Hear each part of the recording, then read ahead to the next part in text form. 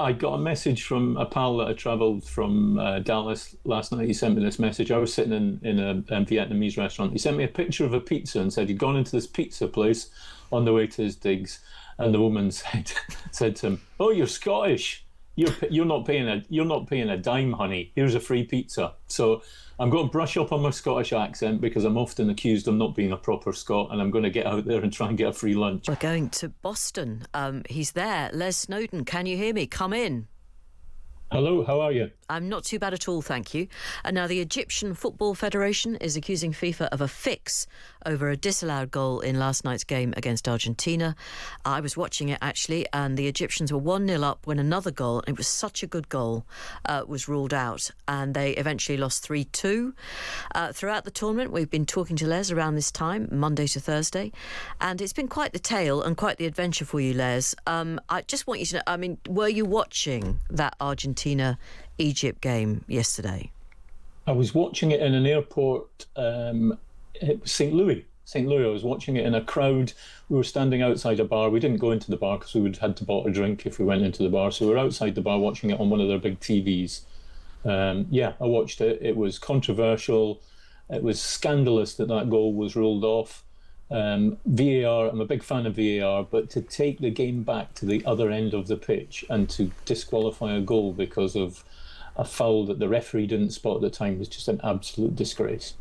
I did feel, I think, that the deep state, the football deep state, probably wanted Argentina to go through. Am I just being, I don't know, there's something in the kind of international waters of deep statery at the moment. We're all thinking things we shouldn't think. But what do you think, Les? I think there's a lot of Oliver Stones monitoring football at the moment. Right. I got a message from a mate last night that said, "Have you seen who's refereeing and who's doing the VAR in the France game?" And clearly I hadn't. So he said, they're all Argentinian. Yeah. Oh, well, they want France out. FIFA wants Argentina to win it. So if FIFA wanted Argentina to win it, why did they have a French referee, an incompetent French referee, doing the Egypt-Argentina? I think you can have two things at once, Jane. Okay. That was a scandal, but Lionel Messi's performance in those last 15 minutes was nothing short of remarkable. Yes. It was quite incredible. Okay, we can't deny his footballing genius. Remind me, how old is Messi? I think, is he 40? Is he really? Okay, gosh, well, he is, in fact, absolutely remarkable then. But could there be, let's just discuss the deep statery. Why might, I've got to be careful, why might FIFA want Argentina to win the World Cup? I think the only case that perhaps could be made is that Lionel Messi is football in the US, and to keep Lionel Messi in the World Cup sustains this World Cup right through to the end. I think it's nonsense, but I think there can be a case made for that. I think what's more likely is that our friends Mr. Magoo Infantino and the sugar monster that runs this country have got their heads together, have rescinded a red card punishment, and they've created this environment, and now we have a day where there's no football. So it's conspiracy theory time. Oh, what? There's no game tonight? Well, what am I going to do? Yeah, well, you could try what I did. I tried to do this morning, which was to have a shower and do the washing, and both of them didn't go terribly well. Oh, I don't shower during the week, Les. It's terribly expensive. Right, you're in Boston, which fell in love with the Scots, or so you told us. Are you still popular?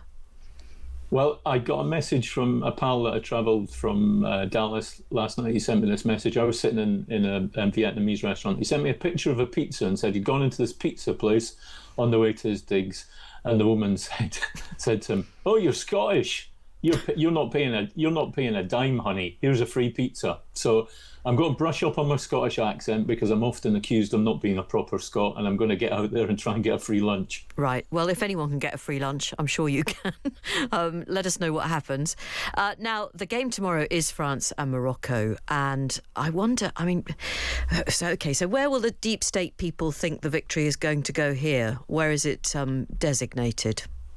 Presumably, if you take my friend who spends far too long on Facebook, it's that the Argentinian team have been put in to get rid of France and allow Morocco to win. right, so that Argentina win. I think Morocco actually have a chance. I think if anybody's going to shock the French, it could be them. They've got a couple of players that can score goals for it from anywhere, and they play with such a sort of abandon and joy and fearlessness that I think they could probably do some damage, especially if France start a game like they have in a couple of games where it's like, where the French at some point in this game will be brilliant and will win. yeah, but they do start quite slowly, don't they? Or can I just say, one of the most tedious football encounters I've ever witnessed was Spain against Portugal earlier in the week. I mean, in the end, I just gave up. I couldn't stick it out to the end. Did you see that? I was at it, and I couldn't agree more. There was people sitting around me saying, "What a wonderful game this is! Look at this, and I'm just going, "This is an absolute snorathon." Okay, there's cleverer people in press boxes than me. They can talk about nuances and tactics and everything, but it was just dreadful. Well, the great Kelly Cates on the BBC did say it was one for the purists, and Exactly. I'll take her word for it. Right, okay.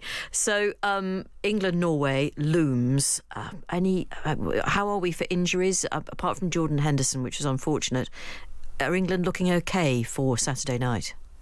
I think so. I think they've actually got a right back. They're going to go into a game with a right back this time. So what could possibly go wrong? So it's a tricky one. I expect that. I think England can get to the final. I think they can beat Norway. I think they can beat Argentina. I think they can get to the final. I don't do that to try and hex them, because clearly, when your employer is based in London, it's good for England to continue in a competition. Yes. But I genuinely believe that if they can bottle the spirit of that night in Mexico City, and that's the tricky bit, they can go all the way. That's just a magnificent performance. Yes, no, it really was. It was one none of us will ever forget. I just feel that, I don't know, maybe that was the peak of it, but I'm just being pessimistic. Now, the new food challenge for you, because I know you want one, is Yes, please. I'd like you to eat like Erling Haaland. Now, he is the Norway striker, plays for Manchester City, of course. He's a big lad, and he takes in about 6,000 calories a day, and he eats a lot of offal. He's particularly fond of, shall we say, unfashionable cuts, like, kidneys, liver, hearts. So how are you feeling about that, Les? Well, I thought you were going to say roll mops and open sandwiches, but you're a nastier person than that, aren't you? So 6,000 calories of stuff that I hate. Thank you very much. Okay. Well, you could just seek out, I don't know, a really unpleasant-looking sausage. I'll let you have that. Okay, I'll do that. The day can only get better. As I said, I ended up in a shower where I managed to get shampoo all over the bath, and it turned from freezing to hot within seconds. And then I tried to do my laundry, put all of the laundry in, stuck detergent on it, then couldn't work the app. So I've now got 4 weeks worth of washing marinating in detergent. What a lovely thought. Sports journalist Les Snowdon in Boston. We'll be talking to him every day at around this time as he follows the World Cup on and off the pitch. Les Snowdon's Race Around the World Cup, live on Times Radio.